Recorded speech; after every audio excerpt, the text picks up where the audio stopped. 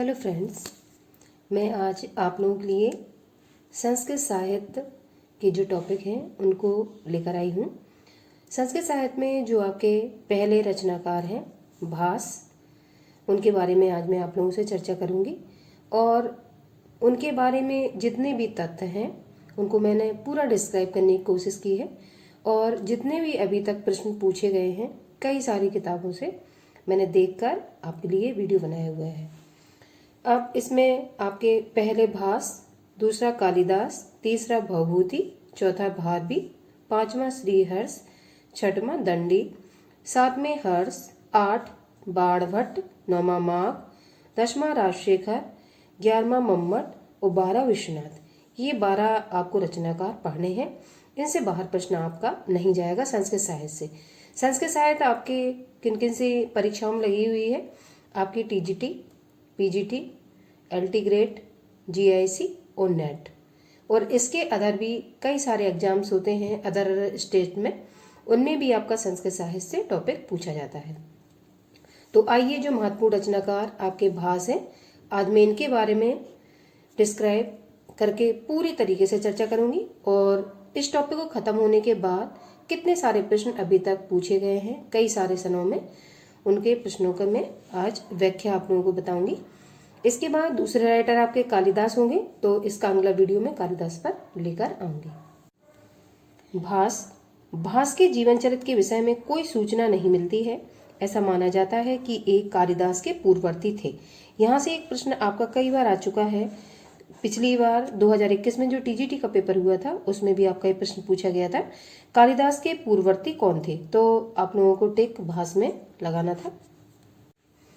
इस सम्मान के कारण कालिदास द्वारा इन्हें नाटककार के रूप में मान्यता देते हुए मालविका अग्निमित्रम, ये भी एक नाटक का नाम है, नाटक में साधन स्मरण किया जाता है। ठीक है, ये सब आपको याद करने की जरूरत नहीं है, बट थोड़ी सी थ्योरी आप देख सकते हैं क्योंकि प्रश्न कहीं से भी आपका बन सकता है। टी गणपति शास्त्री ने भास का समय ईसा पूर्व 4th शताब्दी माना है। तो टी गणपति शास्त्री ये आपके वैज्ञानिक हुए, तो इन्होंने इनका जो समय है 4th शताब्दी माना है। तो इसको आप लोग याद रखेंगे, अंडरलाइन कर देती हूँ मैं, पूर्व 4th शताब्दी माना है। तो प्रश्न कैसे भी आपका फ्रेम हो सकता है आपसे इनका समय पूछ ले, कौन सा था, 4th शताब्दी, 5वीं शताब्दी, 3य शताब्दी, इनमें से सभी, कैसे भी कह सकते हैं। तो आपको पता होना चाहिए कि इनका जो समय है 4th शताब्दी माना गया है। भास के कुल 13 नाटक प्राप्त होते हैं जिनके विभिन्न कथा स्रोत हैं। तो कुल नाटक की संख्या भी पूछी जा सकती है, कुल कितने नाटक हैं? तो 13 नाटक है।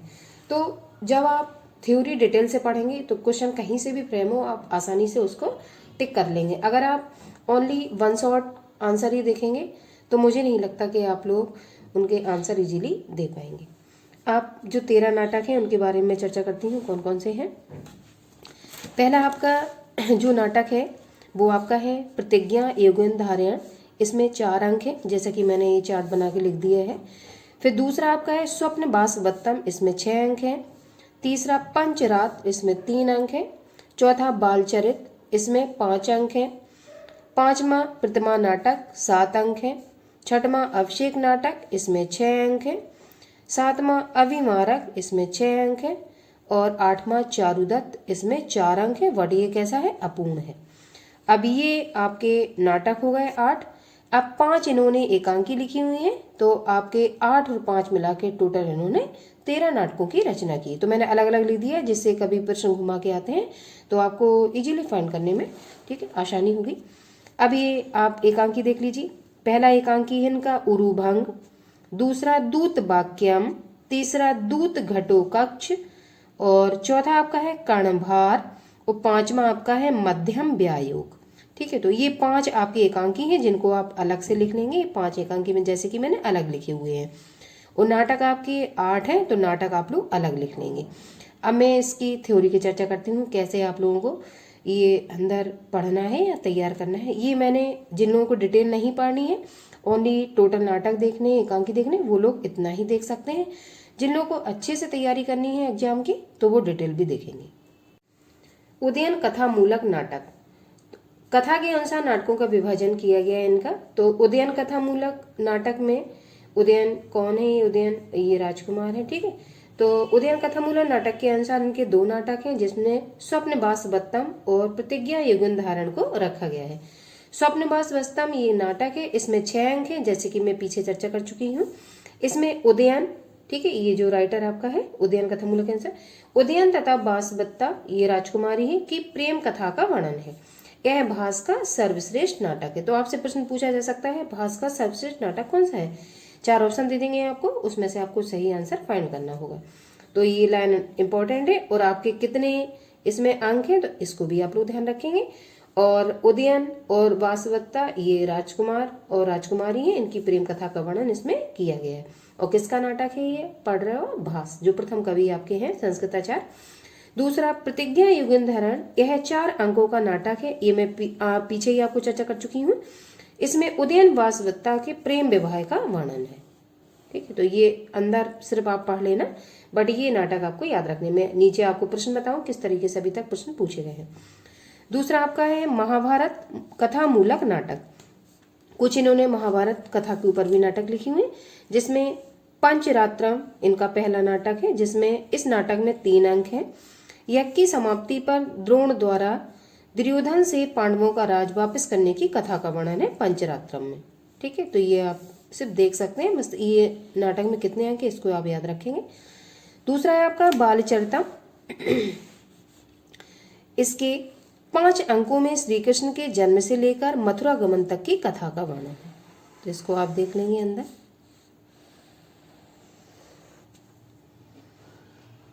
अगला तीसरा उरुभंगम। उरु कहते हैं आपके जांग को, भंगम का मतलब होता है तोड़ना। यह भास रचित एकांकी है। तो अब यहाँ से आप याद रखेंगे उरुभंगम, मैंने पीछे आपको बताया ये एकांकी है।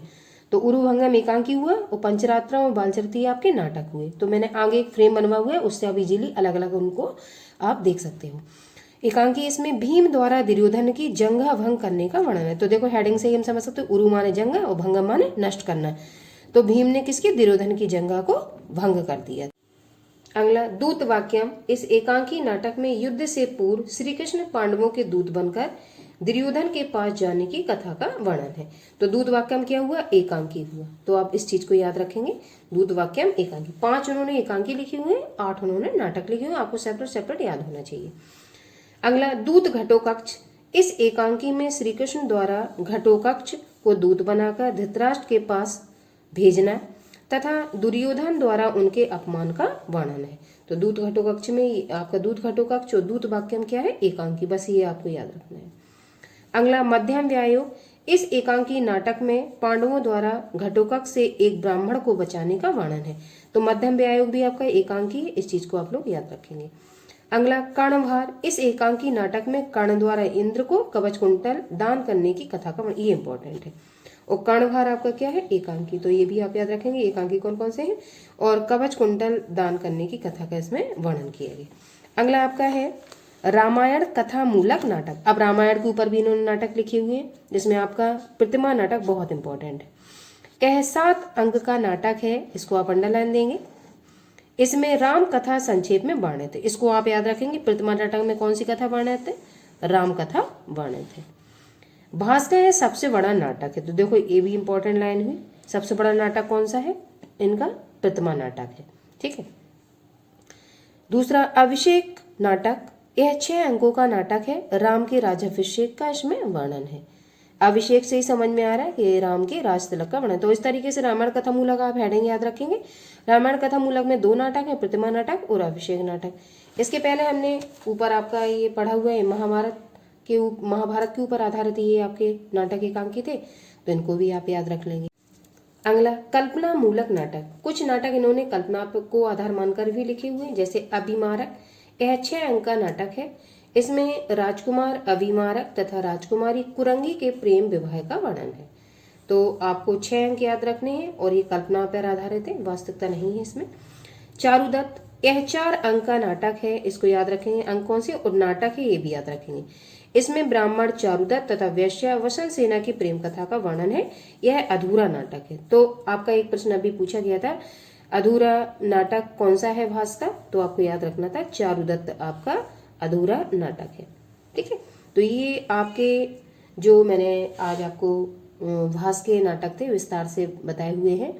शॉर्ट पढ़ने का कोई मतलब नहीं है, अगर आप लॉन्ग एक बार अच्छे से पढ़ लेंगे तो कोई भी प्रश्न कहीं से आएगा, आप इजीली उसका आंसर दे सकते हैं। आइए मैं प्रश्न पे चर्चा करती हूँ, किस तरीके से प्रश्न अभी तक पूछे गए हैं और इन नोट्स को पढ़ने के बाद वो क्वेश्चन इससे बाहर जा रहा है या नहीं जा रहा, आप लोग स्वयं देखेंगे।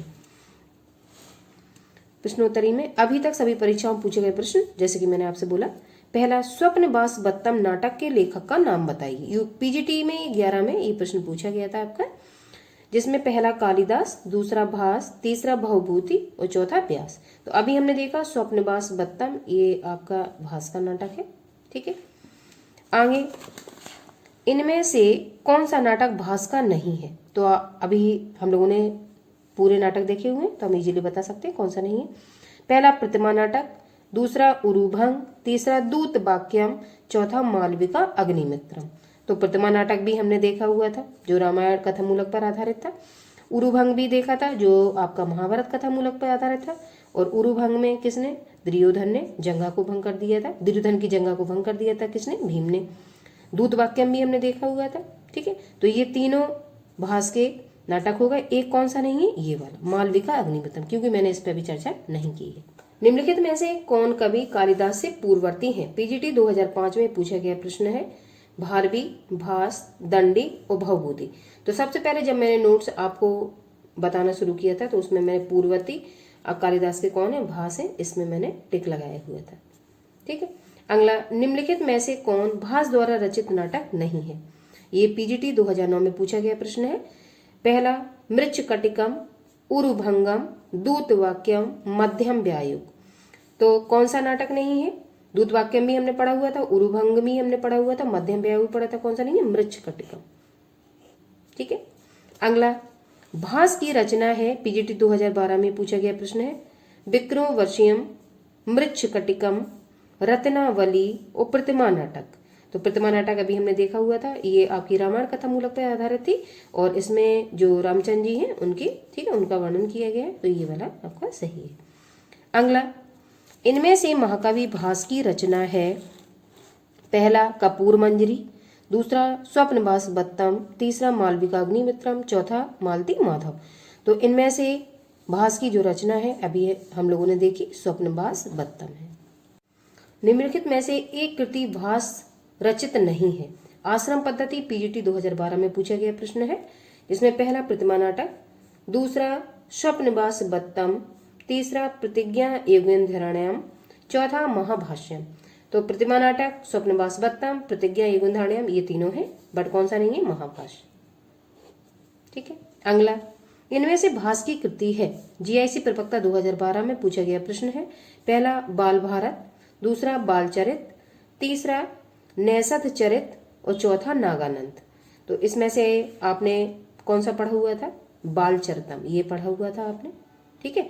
अब बाल भारत, ये राजशेखर का नाटक है, तो बाल भारत और बाल चरित में आपको कंफ्यूज नहीं होना है। बाल चरितम भास की रचना है और बाल भारत राजशेखर की रचना है। मैं अभी सारे प्रश्नों का डिस्क्रिप्शन नहीं कर रही हूँ क्योंकि अभी मैंने पहला टॉपिक पढ़ाया है, जब सब पढ़ा दूंगी तब सबके बारे में एक्सप्लेनेशन दूंगी। अगला, प्रतिमा नाटक के रचयिता हैं। जीआईसी प्रवक्ता 2012 में पूछा गया प्रश्न है। शूद्रक, भास, कालिदास, विश्वनाथ। तो इसमें प्रतिमा नाटक आपका किसका है? भास का है, ठीक है। रामायण कथामूलक पर आधारित ये नाटक है। अगला, इनमें से महाकवि भास की रचना है। जीआईसी प्रवक्ता 2015 में पूछा गया प्रश्न है। पहला कपूर मंजरी, दूसरा स्वप्नवास बत्तम, तीसरा मालविका अग्निमित्रम, चौथा मालती माधव। तो इनमें से महाकवि भास की जो रचना आपने पढ़ी है स्वप्नवास बत्तम है। अगला, इनमें से भास की कृति है। पहला बाल भारत, दूसरा बाल चरित, तीसरा नैषध चरित, चौथा नागानंद। ये जीआईसी प्रवक्ता भर्ती परीक्षा 2017, जीआईसी पीजीटी 2012 और 5 में पूछा गया प्रश्न है। तो भास की हमने अभी इसके पहले भी चर्चा की हुई है। बाल चरितम और बाल भारत में आपको कंफ्यूज नहीं होना है। बाल चरितम भास की रचना है और बाल भारत राजशेखर की रचना है, ठीक है। जब राजशेखर में पढ़ाऊंगी तब इसको लिखवाऊंगी। राजशेखर रचना है तो भास की कृति पूछेगी कौन सा सही है? बाल चरित। आई होप मैंने आज आपको एक टॉपिक पढ़ाया। टॉपिक के बाद मैंने अभी तक जितने पूछे गए प्रश्न हैं आपके और भी कई सारे प्रश्न थे, बट वो बार बार रिपीटेड प्रश्न थे, तो मैंने उतने ही लिखे जो रिपीटेड आपके नहीं हैं बार बार। तो जितने भी क्वेश्चन मैंने कराए हुए, पहले आप नोट्स को ध्यान से तैयार करेंगे, उसके बाद इन क्वेश्चनों को अपने आप सॉल्व करने का प्रयास करेंगे। मुझे आशा है आप लोगों को ये प्रश्न इजीली आ जाएंगे। इसके बाद में सेकंड टॉपिक आपका जो है कालिदास, उसका टॉपिक लेकर आऊंगी, और अभी तक उसके द्वारा पूछे गए जो भी प्रश्न है उनका मैं इसी तरीके से जो मैंने आज आप लोगों को क्वेश्चन करवाए हैं वैसे ही करवाने का प्रयास करूंगी।